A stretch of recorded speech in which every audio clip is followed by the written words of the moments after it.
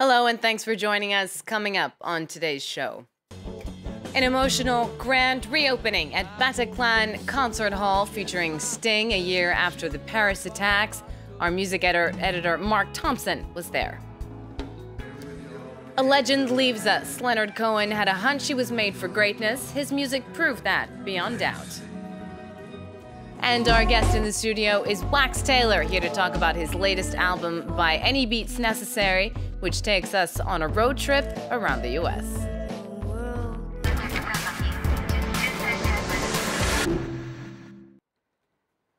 Thanks for joining us for this edition of Encore. Hi, Mark. Hi, Shona. Wax Tailor, welcome to the show.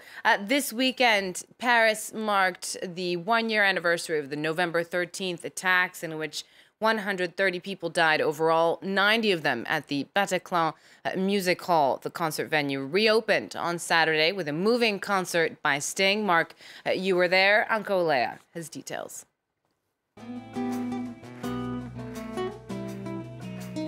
In a performance that was at times upbeat and poignant, pop legend Sting played to a packed concert hall in Paris on Saturday night. If blood will flow, when flesh and steel are one, drying in the color of the Close to 1,500 people filled the Bataclan, which reopened 1 year after being hit by a bloody terrorist attack. Sting paid homage to the 90 people killed there, and the 40 more killed in a series of coordinated attacks across the city a year ago. D'abord, se souvenir et honorer ceux qui ont perdu la vie dans l'attaque il y a un an. Ensuite, célébrer la vie et la musique comme le représente cette salle de spectacle historique. The whole venue held a moment of silence.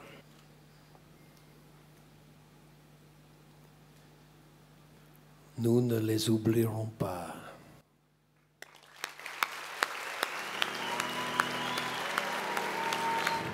After the show, concertgoers said they went through a range of emotions. Many knew people who died in the attack. It was a bit difficult for me tonight, but I'm happy I came. It was a strange feeling, wanting to have a good time and also thinking about what happened in this place a year ago. The concert sold out within minutes of going on sale.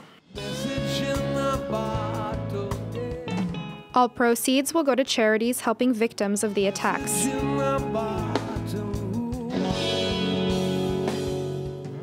Mark, you were one of the few journalists that were allowed inside during the concert. What was the atmosphere like? I've never been to a gig like that. I've been covering music for 10, 15 years, and it's very unique, as you'd imagine. It was very tense and emotional, at least until the second song, when Message in a Bottle actually came on, and it seemed to cut through it very quickly. But you had this real mix of, you had hundreds of Sting fans who really loved the artist, and then you had another few hundred people who were really just struggling. This was like one of the most emotional nights of their life, and it was a real juxtaposition between the two. So, for example, behind me was a man who'd lost his 20-year-old son, and he really tried to enjoy the start of it, but as soon as I'll Be Watching You came on, he just absolutely, you could just see him crumble. There were tears falling down his face, and he did really well to compose himself afterwards. He actually joined in singing Roxanne towards the end, and that was a really nice thing to see, but I can't imagine that they're ever going to see that venue as anything other than where they lost someone very important to them. But I think for Paris as a whole, it's very important that it is back as a live music venue and not just a place where there was a terrorist attack. Now, Wax, the venue said that they had approached several high-profile French artists. Many of them turned down the opportunity. They refused. Why do you think they did that? I think it's complex. It's very personal, too. What happened is beyond words. You can explain and express what happened, and I think also probably when you got, like, for example, a band, it depends on different personalities. Some people that can feel like we need to go, we need to do that, and some people that just live it differently. So I think nobody can judge that, and it's very personal thing. Whatever, the main thing to remember is that we'll never forget that, because it's so deep, and so there is something before and after that.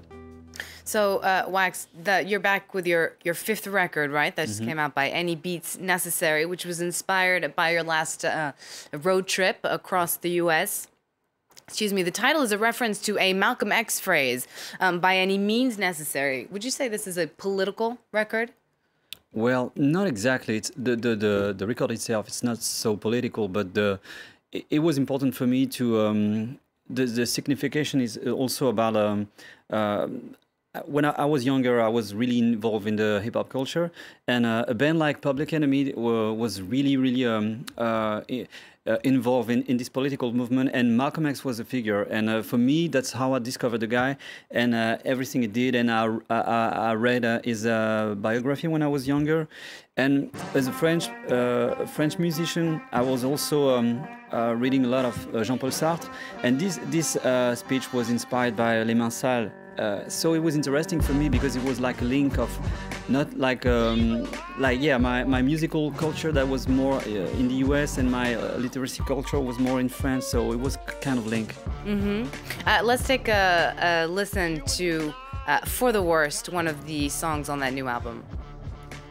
I'm just a girl, so strong, you're a friend, just a girl, ready for the worst.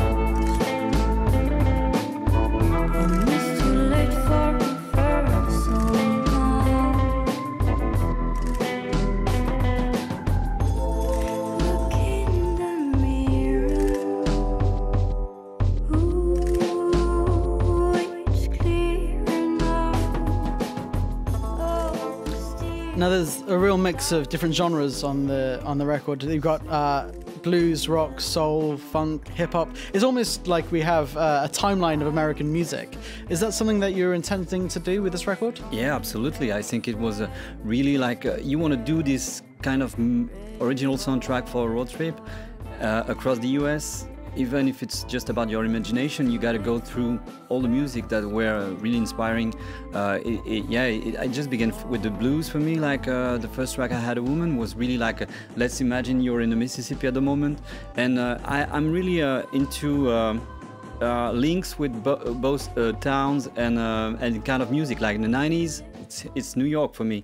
And if you go to San Francisco, I think about the late 60s and the rock psyche and all that. So it was really about mixing all those things. Yeah. And would you say you're generally more influenced by American music than French music? Oh yeah, definitely.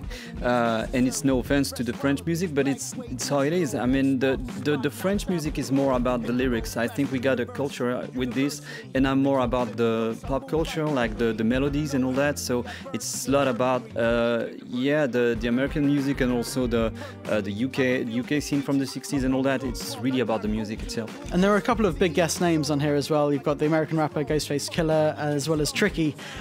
Why did you want to work with these artists? It's completely and definitely about the music itself. I never go to I don't try to make a collaboration if I don't have a straight idea about what I'm about to do. So it's like a kind of casting. You get a scenario, and I feel like it's a kind of actor. I got something for you, and I want you to play that. So it's always this way.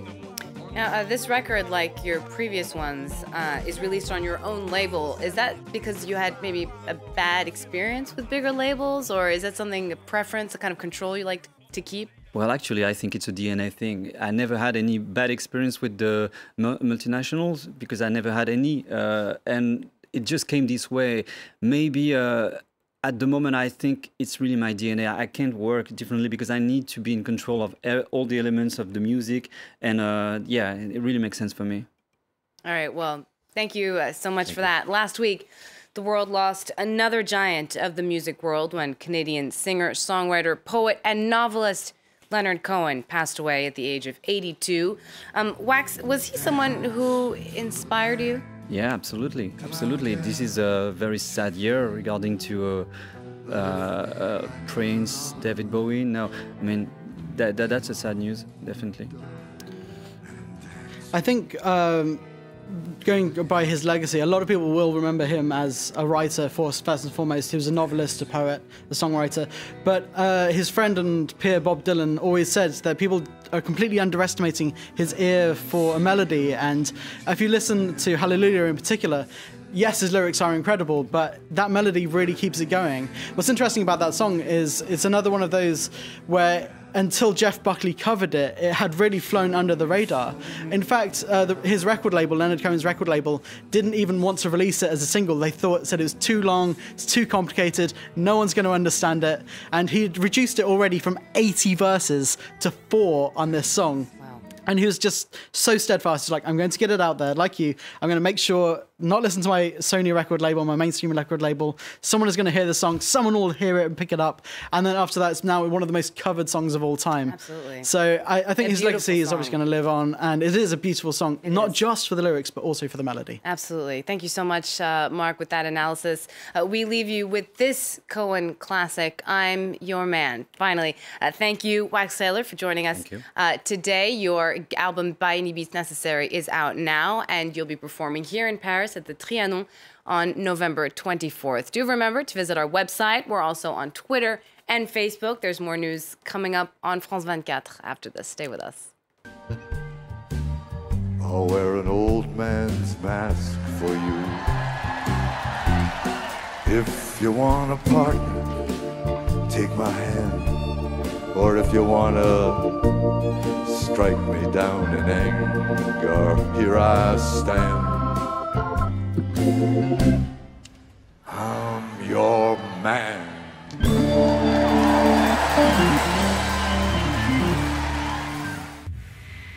Reporters Plus, presented by Mark Owen.